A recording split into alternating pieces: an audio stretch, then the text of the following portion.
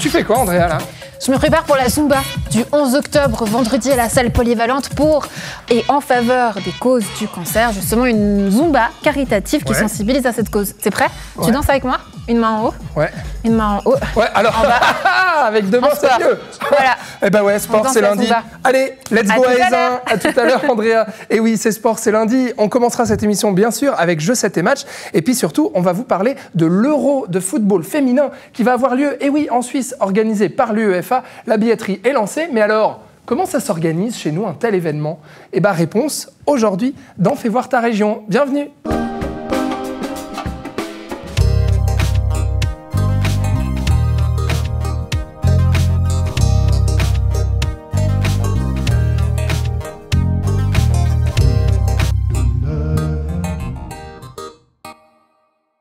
Et du sport, eh bien, il y en a eu dans notre région ce week-end. Revivez avec nous les exploits sportifs de nos équipes, de nos sportifs, avec Jeux 7 et match tout de suite.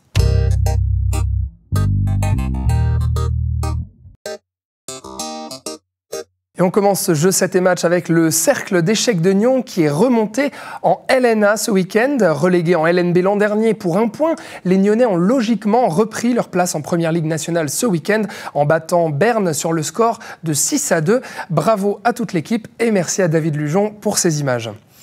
En basket, première victoire pour le BBC Nyon dans cette nouvelle saison. Les Nyonnais ont pris le dessus sur Lugano en les battant chez eux, 74-65. Du positif donc pour se mettre en jambes avant la rencontre face à Neuchâtel. Ce sera au Rocher dimanche prochain. En basket toujours, belle performance des Nyonnaises face à Baden qu'elles ont battu 89-62. Ce mercredi 9 octobre, le Nyon Basket féminin rencontrera Genève au Rocher avant d'affronter Fribourg le 12 octobre en Super Cup. En rugby, Nyon a répété une deuxième fois son exploit face à Yverdon. Après les avoir battus en finale de championnat en juin dernier, eh bien, les Pirates les ont dominés 24-20 ce week-end. Écoutez les réactions du joueur Chris et de l'entraîneur adjoint Karim. Très bon match, très belle victoire. Certains attendaient un remake de la finale, mais c'était pas du tout ça. Là, on a basculé, on est sur une nouvelle saison. On a progressé, on le sait qu'on a progressé depuis le mois de septembre. Les rentrées des vacances, les rentrées de trucs, ça nous permet de bosser beaucoup mieux. Il y a beaucoup plus de monde aux entraînements, il y a beaucoup plus de monde sur les feuilles de match. Et c'est plaisant parce que c'est le rugby qu'on a connu, c'est le rugby qu'on veut. Et voilà le résultat à la fin, on s'est battu jusqu'au bout et on l'emporte sur une équipe qui est une très très grosse équipe et qui est pour le moment en tête du championnat. Mais on montre que les champions sont toujours là. Voilà, les champions sont toujours là. Bravo les gars et merci au coach Jocelyn Lapierre pour ces images. À Gland, après l'inauguration au printemps de ses 2 cours de paddle tennis, la ville de Gland a organisé son premier tournoi de paddle ce samedi. Il y avait du monde pour découvrir ce sport en vogue qui fait de plus en plus d'adeptes. Merci à la ville de Gland pour ces images. En hockey, quelle soirée pour la reprise de championnat pour le HC Nyon. Les Nyonnais ont dû aller au pénalty après un 5-5 face à Lausanne. Écoutez les réactions de Pascal et Daniel au sortir du match. Salut les copains d'NRTV, ça y est, c'est la saison est repartie. On est de nouveau sur la glace avec le HC Nyon. Une soirée incroyable. On mène 5-2, on se retrouve à 5-5, on joue les pénaltys. Nouvelle équipe, nouvelle construction entre nous. Donc, on marque les balles. Et qui c'est qui gagne à la fin? C'est nous. Yes. Et oui, qui c'est qui gagne? C'est Nyon, bien sûr. Voilà, merci au HC Nyon pour ces images. Et bon début de saison, les gars. En tchoukball, les Nyon Spikes, c'est le nouveau nom d'équipe qui a été donné suite à une fusion entre la première et la deuxième équipe. Eh bien, les Nyon Spikes ont remporté leur 2e match de la saison ce week-end face à Delémont, 78-74. On écoute tout de suite la réaction du joueur Luc Adrien. On a fait un super bon match comparé à la dernière fois. On a super bien joué au collectif, les passes c'était une amélioration, les tirs aussi. Donc on voit un net progrès et vivement la suite de la saison pour continuer sur cette belle lancée. Et oui, que de victoires pour les clubs de notre région en ce week-end sportif. Et en volley d'ailleurs, la 2e équipe masculine a gagné son match face à Orbe 3-1. Le VBC La Côte est donc premier du classement pour la M2 avec 3 matchs et 3 victoires remportées. Malheureusement, chez les femmes, la F2 du VBC La Côte a perdu son match 3-1 face à Cossonay. L'équipe est avant-dernière avec 3 défaites en 3 matchs. Écoutez la réaction de la chef d'équipe, Fabienne. On a essayé de tenir tout au long du match, mais c'est une très bonne équipe, donc compliqué de tenir tout le match. On progresse du coup un peu plus vite, ce qui est fort agréable. Espérons que s'ils progressent un peu plus vite sur les prochaines équipes qui sont, on espère, un peu moins fortes. C'est tout ce qu'on vous souhaite, en effet, Fabienne, pour cette équipe donc, du VBC La Côte. Merci à tous les clubs de la région de nous avoir envoyé ces images donc, dans Je sais tes matchs. Du 2 au 27 juillet 2025, la Suisse accueillera l'Euro féminin de football organisé par l'UEFA.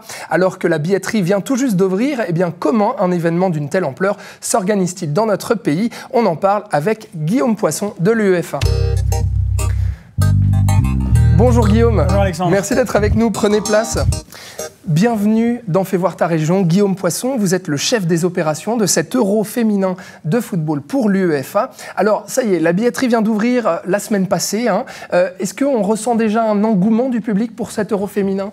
Absolument, absolument. Alors, nous avons mis le premier contingent de billets en vente, c'est-à-dire à peu près 160 000 billets sur les 700 000 au total. Ouais. Et c'est vrai qu'aujourd'hui, on a vendu 135 000 billets, donc un engouement exceptionnel. Alors, oui, déjà, c'est étonnant, à part ça, que ce soit comme ça en une semaine. Alors, pas pour nous. Ah, vous y étiez préparé? Pas pour nous. On s'était préparé. C'est un travail de longue haleine avec la Fédération suisse de football, avec les 8 villes hôtes, avec le gouvernement. Ouais. On avait un plan qui était solide, un plan de communication où tout le monde a joué sa partie. Et c'est vrai qu'on est content que les Suisses répondent présents, et pas que les Suisses, parce qu'il y a aussi beaucoup d'Anglais, beaucoup d'Allemands, beaucoup de Français qui ont déjà acheté le précieux sésame pour aller voir un match en Suisse l'été prochain. Et oui, un événement international avec justement beaucoup de touristes qui vont venir pour assister à ces matchs. On va reparler de toute cette organisation, mais c'est vrai que vous parliez de la communication. Il y a une grosse promo qui est faite, et notamment dans pas mal d'événements suisses. Vous étiez à la foire du Valais ce week-end d'ailleurs. Exactement. C'est bien passé? Exactement. Ça s'est très bien passé, très bien passé. C'était une occasion d'aller à la rencontre du public. Ouais. Alors parfois notre public, parce qu'il y a des gens qui sont venus nous voir sur le stand pour acheter des billets ou pour avoir plus d'informations, qui sont déjà des mordus de football et de football féminin. Et puis d'autres qui s'aventuraient un petit peu dans notre stand, qui découvraient que l'Euro était en Suisse. Donc notre communication, malgré tous nos efforts, on n'a pas encore touché tout le monde. Donc le but, c'était aussi d'être en Valais pour justement parler du tournoi et de faire la promotion des 3 matchs qui auront lieu à Sion, mais aussi des matchs qui auront lieu à Genève et puis dans la partie alémanique de notre pays. Tout à fait. Bah oui, effectivement, cet Euro féminin, il a lieu en Suisse. On regarde tout de suite le spot promotionnel signé l'UEFA. Voilà, Guillaume Poisson, The Summit of Emotion, c'est le slogan, parce que le petit jeu de mots avec les sommets, les montagnes suisses, c'est ça. Effectivement, il y a combien de spectateurs qui sont attendus l'été prochain pour cet Euro féminin de football? Alors dans les stades, on va dire un peu moins de 700 000. Ouais. Après, on espère que... Alors, nous rêvons d'un tournoi à guichet fermé. Ça voudrait dire que tous les billets ont trouvé preneur. Et ça voudrait dire aussi que les gens, tous les Suisses et puis des visiteurs venant d'étrangers viendraient aussi dans les fan zones, dans les villes hautes pour célébrer ce grand tournoi. On va voir les images justement de ces stades qui ont été choisis. Vous l'avez dit, 8 stades, 8 villes hautes. Alors il y en a 6 qui sont alémaniques et puis il y en a 2 qui sont romandes tout de même. Genève et Sion. Comment est-ce que ces choix se sont faits pour se porter sur plutôt des villes alémaniques, plutôt des villes romandes? Pourquoi Genève et Sion chez nous? Alors c'est une décision qui revenait en tout cas à l'époque de la candidature à la Fédération suisse de football, qui j'imagine a fait un grand tour de table auprès des grandes villes suisses. Alors c'est vrai que le TSA n'est pas représenté parce qu'il n'y a pas de stade qui réponde aux normes, aux exigences de l'UEFA. En revanche, elles ont trouvé leur bonheur en Suisse alémanique et en Suisse romande. Donc on est très content d'avoir ces 8 villes hautes et ces 8 stades. Alors dans notre région de Nyon, il y a le siège de l'UEFA, bien sûr, à Nyon. On sait qu'il n'y aura pas de match proprement parlé. Il faudra aller à Genève ou à Sion, peut-être plus loin en Suisse allemande pour voir cet Euro féminin. Mais est-ce qu'il va se passer des choses dans notre région? Peut-être des entraînements à Colovray, de l'accueil de certaines équipes sur la région de la Côte ou pas? Tout à fait. Alors déjà, la première bonne nouvelle, c'est que le campus de l'UEFA et la ville de Nyon vont accueillir le camp d'entraînement des arbitres. Donc tous les arbitres seront basés dans la région de Nyon pour la durée du tournoi. Le tirage au sort de cet événement aura lieu le 16 décembre à Suisse-Tech à Lausanne. Donc c'est une manière d'associer le canton de Vaud et cette grande ville de Lausanne à la fête du football. Il y aura tout le gratin du football féminin et même du football tout court à Lausanne pour ce tirage au sort. Et puis, le canton de Vaud accueillera aussi des camps de base pour des équipes. Donc, c'est pas encore officiel, mais je peux déjà vous confirmer qu'il y aura au moins 2 équipes qui vont rester dans le canton de Vaud pour la durée du tournoi.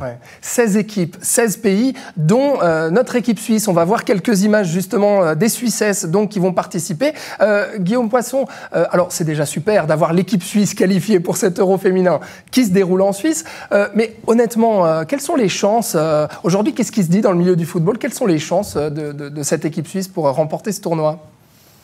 Alors, on va faire étape par étape. Oui, oui, c'est vrai. On va déjà commencer. Exactement. Les préliminaires et puis voilà. après. Donc en tout cas, les joueuses suisses sont enchantées que le tournoi se passe chez elles. Oui. Elles sont très contentes.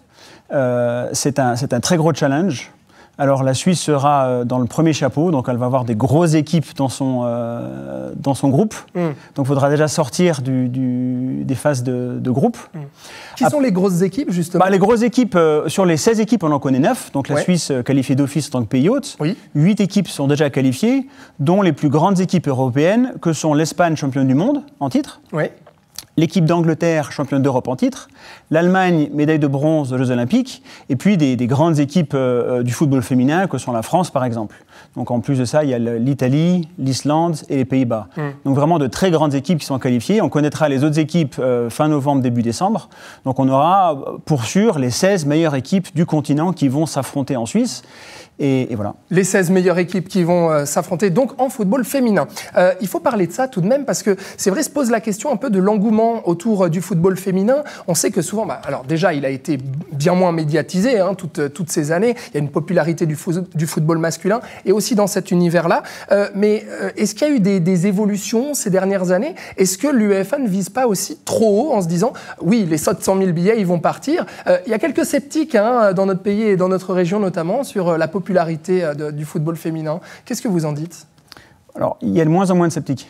Et je pense qu'après la semaine dernière, où le public a répondu présent et a acheté ses billets dans un temps record, je pense que le football féminin en Suisse est en train de prendre ou a déjà pris. Donc ça, c'est très positif.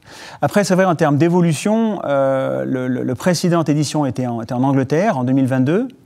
Avec quand même, on va dire, 80% des stades qui étaient pleins. Alors, c'était été 2022, il y avait encore le Covid, l'Angleterre, c'est une île, c'était quand même particulier comme contexte. Mais c'est quand même un signal fort. Mais c'est un signal très fort. Alors, c'est vrai que en Angleterre, il y a déjà un momentum, un engouement certain pour le football féminin, que ce soit au niveau des clubs ou en équipe nationale. Donc maintenant, en Suisse, alors la barre est haute. Mais moi j'ai le souvenir de la finale à Wembley avec 87 000 personnes dans le stade, une ambiance exceptionnelle. Donc l'ambiance est haute, il y a une attente. Maintenant, j'ai pas de doute que les Suisses, que ce soit la population suisse, mais aussi les stades et les villes hautes, sont capables de relever ce défi.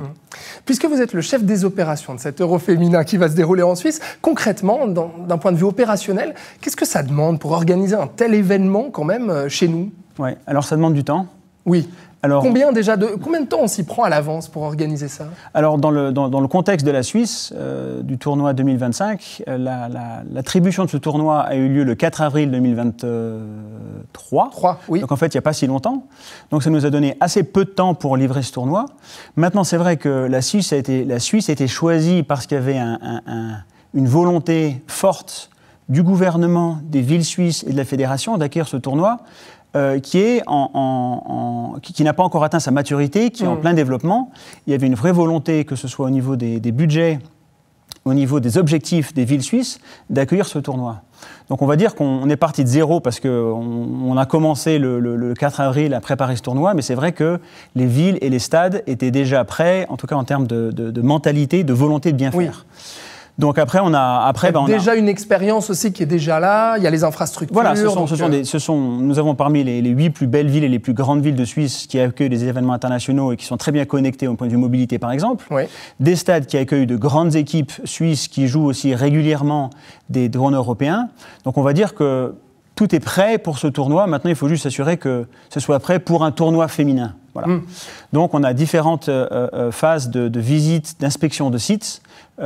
Du reste, la deuxième s'est terminée il y a 2 semaines, où on fait le tour de tous les stades et on s'assure que les stades sont prêts à accueillir ce tournoi. Et notre objectif, c'est d'être prêts pour le 16 décembre, pour le tirage au sort, que nos stades soient prêts à accueillir ce tournoi. Ouais. Et vous avez insisté, le tournoi féminin, que ce soit prêt à accueillir un tournoi féminin. Parce qu'il y a des changements, il y a des directives différentes. Un exemple tout simple, les bancs des joueurs aujourd'hui sont entre 17 et 19 places. Oui. Pour un tournoi de l'UEFA, il faut passer à 23, donc il faut adapter d'accord. Voilà. Les stades, dans les toilettes, dans les vestiaires des stades, c'est fait pour les hommes, pas pour les femmes. Donc il faudra installer plus de toilettes pour que les femmes puissent les utiliser. Et puis après, on veut vraiment que les 16 équipes, que toutes les joueuses qui vont venir, aient l'impression que tous les stades étaient fait pour elles finalement. Donc on veut vraiment bien habiller les stades pour qu'elles aient l'impression que ce tournoi, c'est le leur, elles peuvent s'approprier ces 8 stades en Suisse. Et puis après, il y a un gros travail de décoration aussi. Alors de décoration, et puis on imagine bien sûr l'accueil aussi de ces différentes équipes nationales des autres pays, et bien sûr des futurs spectateurs. À noter aussi qu'il y aura 2500 bénévoles qui travailleront pendant plus d'un mois pour préparer cet Euro. Concrètement, Guillaume Poisson, alors vous le disiez, prochaine échéance, c'est le 16 décembre, avec justement ce tirage au sort de la phase finale. Qu'est-ce qu'il reste à faire, là, d'ici juillet ? À part ça. Qu'est-ce qu'il reste à faire ? Déjà, il faut... Alors, on a parlé du succès du lancement de la billetterie. Oui. Il y a aussi le lancement de la campagne de recrutement des volontaires, qui a aussi très bien marché. On a eu plus de 3000, je crois, personnes qui ont envoyé leur candidature. Donc, il va falloir sélectionner ces volontaires. Il va falloir les briefer, les habiller. Il va falloir aussi préparer tout le plan de mobilité. Donc, comment est-ce qu'on va amener tous ces spectateurs au stade ? C'est une population qui est plus vulnérable. Ce sont des familles, des enfants, de jeunes adultes qui n'ont pas l'habitude d'aller dans ces stades. Donc, il faut aussi accueillir ce public en termes de transport, en termes de signalétique et qui passe un bon moment, on va dire. Vous proposez d'ailleurs, des billets combinés aussi, où on achète son billet pour le stade et puis on peut bénéficier des transports en commun. Exactement. Une famille de 4 personnes peuvent acheter 4 billets pour 25 francs le billet, donc pour 100 francs, 4 personnes peuvent venir voir un match et traverser la Suisse le jour du match, puisque le billet du train est compris dans le billet de match, le billet de train et les transports au niveau local. Oui, tout à fait. Donc il y a encore quelques finitions effectivement sur toutes ces opérations-là. Mais en tout cas, c'est déjà bien lancé avec ce lancement donc, de la billetterie pour l'Euro féminin de football en 2025. Guillaume Poisson, chef des opérations pour l'UEFA, merci beaucoup d'avoir été avec moi. Je vous souhaite une agréable journée et puis bon tournoi alors, bonne organisation. Je vous remercie. Merci Guillaume. Merci voilà, je vous souhaite une agréable journée, à très bientôt. Et puis on va tout de suite retrouver Andrea qui va nous parler donc d'une Zumba caritative. C'est cet événement qui aura lieu à Aisin le 11 octobre, notamment avec l'association 7C, mais pas que. Andrea, allô, allô, où es-tu du coup ?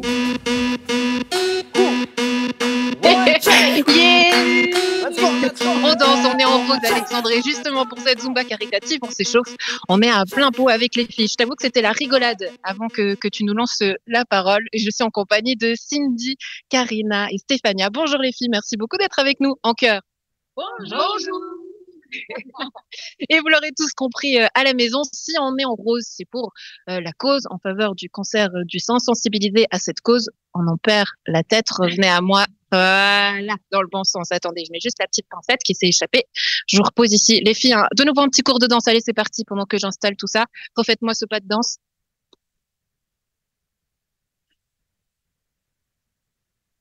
Voilà. Donc, cette manifestation aura lieu le 11 octobre à Aisin. Comment tout ça est né, Cindy? C'est avec votre association 7C que ça s'est organisé. Pourquoi? Alors, comme pour beaucoup de monde, je pense que c'est une cause qui nous tient tous à cœur. Et pourquoi pas s'unir tous ensemble pour réaliser ce magnifique projet. Et c'est aussi grâce, et surtout, à la commune d'Aisin qui nous a donné la possibilité de louer cette magnifique salle et que ce projet se réalise réellement. Voilà. Cindy, on a l'habitude dans la région de vous voir, d'organiser plein de cours de Zumba, tournez vous avec moi, toujours dans des bonnes causes, de mobiliser les gens. C'est un sujet qui peut être sensible, qui peut faire peur, qui peut même être tabou, cette maladie, le cancer. Et vous le faites dans la joie et la bonne humeur. C'est un peu votre marque de fabrique. Pourquoi faire ça comme ça, de cette façon? Parce que je pense que le sport, c'est le meilleur moyen pour pouvoir vraiment se lâcher et puis montrer toute cette force et cette rage qu'on a contre cette triste maladie. Et voilà, pourquoi pas le faire en faisant du sport et en s'amusant surtout, parce que c'est hyper important. Et la Zumba, c'est ça. On est là pour s'amuser et suer, voilà, tout simplement. Et on va suer parce que ce sera 2 heures de Zumba intensive de 19h30 jusqu'à 19h jusqu'à 21h30 ici dans cette salle où il y aura 9 profs de Zumba qui vont s'alterner pour ce cours non-stop. Hein. Bon, rigolade, vous l'aurez compris, mais pour la bonne cause. Karina, tous les dons seront reversés à une fondation, Fondation Otium. Pourquoi justement avoir choisi cette fondation-là? Parce qu'il y en a plein. Hein. Le but, c'est pas de dire quelle est la meilleure, quelle est la moins bien. Le but, c'est de parler de cette cause. Mais pourquoi cette fondation-là? C'est une fondation qui vous a touché. Alors, cette fondation m'a touchée parce que cette fondation aide la femme durant le parcours de la maladie et puis la met en valeur clairement, va l'aider tout au long de son parcours, que ce soit sportif, que ce soit bien-être, que ce soit beauté. Et où la femme va vite s'oublier des fois parce que il y a la chimio, il y a tous ces traitements. Donc voilà pourquoi j'ai choisi cette association. Steph, elle a pu aller voir les centres sur Genève. Donc tu peux nous dire un petit peu plus comment c'est parce que j'ai malheureusement pas pu le faire. Stéphanie, justement, ce lieu vous a beaucoup touché, vous êtes y allé et quand on a préparé l'intervention, vous m'avez dit il faut que tout le monde soit au courant de ce lieu parce qu'il est fantastique, c'est vraiment fabuleux ce qui s'y passe. Pourquoi? Qu'est-ce qui vous a marqué dans ce lieu-là? Déjà l'accueil et le concept qu'ils ont créé pour les femmes atteintes de cette fichue maladie et tous les services qu'ils proposent, comme disait Karina, on peut voir un psychiatre, on peut faire du MDR, il y a des ateliers de sport, il y a plein de magnifiques personnes qui mettent leur temps, qui offrent de leur temps à Otium et ouais, je sais pas. En fait, il faut aller voir vraiment, il y a le flyer, il faut vraiment aller voir la documentation, mais c'est vraiment un centre qui vaut vraiment, vraiment la peine. Et comme vous savez, on fait que de le répéter sur les réseaux, ils vivent vraiment que de dons. D'où on organise 1 ou 2 événements pour Otium et le 100% des bénéfices est uniquement pour la fondation. Ouais. Vous êtes des visages connus dans la région, notamment parce que vous avez aussi des boutiques à Gland où actuellement, durant ce mois, vous vendez des objets en faveur aussi de cette fondation-là. Un tout petit pourcentage est reversé justement à cette cause. La totalité, voilà. Bon, vous faites bien de me corriger. Mais j'aimerais revenir notamment aussi sur ce qui nous touche tous personnellement. On est tous concernés par cette maladie de près ou de loin. On connaît tous quelqu'un qui, si ce n'est soi-même. Aujourd'hui, on n'en parle peut-être pas beaucoup aussi, mais il y a des hommes qui sont aussi touchés par le cancer du sein. C'est une maladie justement qui touche tout le monde. Qu'est-ce qui vous tient à cœur de partager aujourd'hui dans le message et au travers de cette manifestation-là, de manière personnelle? Qu'ensemble, on peut être plus fort. Ensemble, on est plus fort, Cindy? Partage, être unis et puis ne rien lâcher, quoi. Voilà. Ouais. Stéphanie, aussi un hommage, je crois, à quelqu'un qui vous était très cher. Voilà, moi c'est en effet pour tout le monde bien sûr, mais j'ai vraiment à cœur et puis pour moi je me bats avec cette association pour une personne que j'ai perdue en effet. Et juste je fais une petite parenthèse à savoir que chez moi dans ma boutique, sans faire de pub, si jamais ça en dira, moi j'ai une paroi grâce à des artisans de la région où j'ai la possibilité de verser le 100% des ventes que j'ai reçues grâce à ces artisans, le 100% des ventes à Otium durant toute l'année. Voilà. Voilà. Merci les filles d'avoir été avec moi pour en parler. On continue à danser parce que tout ça sera dans la bonne humeur. J'y vais en dansant un petit peu. Vous n'avez pas une petite musique pour moi, Alexandre, en studio? Et puis on le rappelle, donc ce flyer, ce qui est là, regardez. 11 octobre, We Think Pink. Et puis voilà, une cause qui me tient tout particulièrement à cœur aussi. Très bonne journée tout le monde. Merci Andrea et merci aux filles et bravo aux femmes de notre région qui s'engagent justement pour ce type de sujet et des œuvres donc caritatives. Tout ça avec du sport. Eh ben oui, c'était lundi, c'était sport dans Fais voir ta région. Merci d'avoir été avec nous. Demain, vous retrouvez Florian Cavalleri dans FC Politique et Andrea et moi, ce sera un rendez-vous mercredi. Belle soirée à tous sur NRTV.